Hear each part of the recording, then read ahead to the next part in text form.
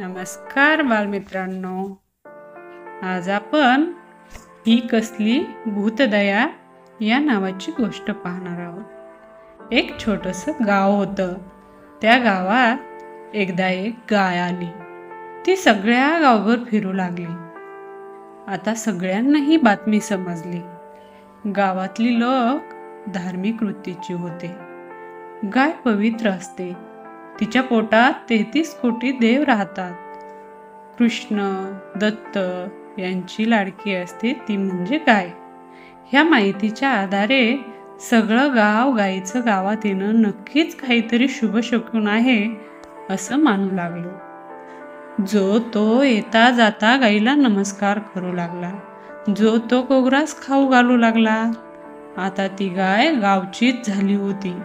सुरुवातीला गायीचं खूप कौतुक झालं।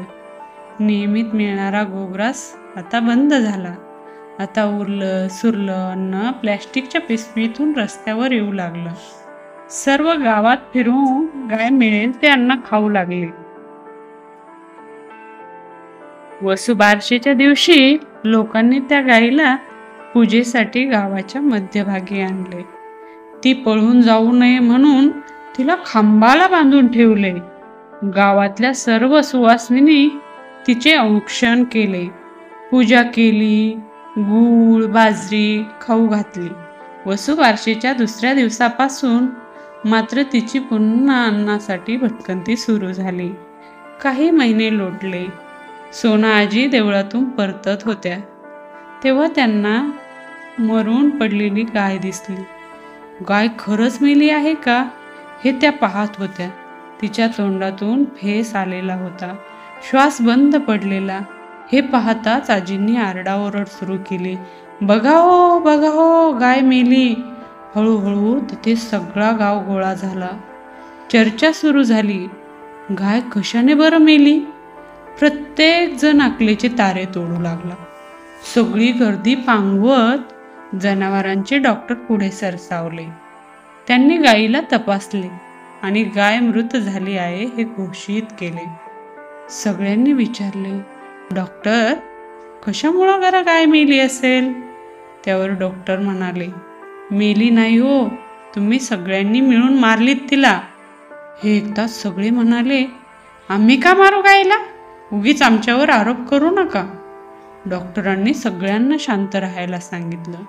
मी काय सांगतो ते नीट ऐका।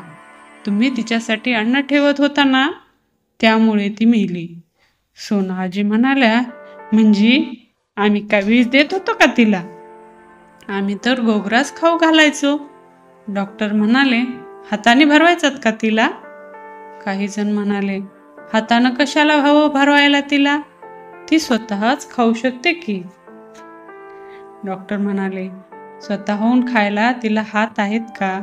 तुम्ही तिच्यासाठी उरलं सुरलं अन्न ठेवायचा, पण कशात?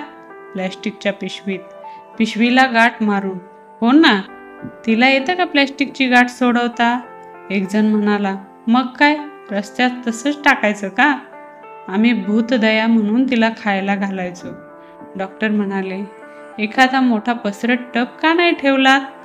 त्यात सगळ्यांनी अन्न टाकायचं।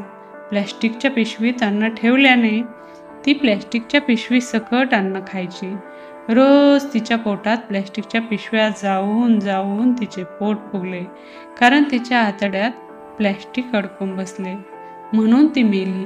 तुमच्या निष्काळजीपणामुळे ती मेली, म्हणजे तुम्हीच मारलीत ना। काय म्हणावे तुमच्या अज्ञानाला? धन्यवाद।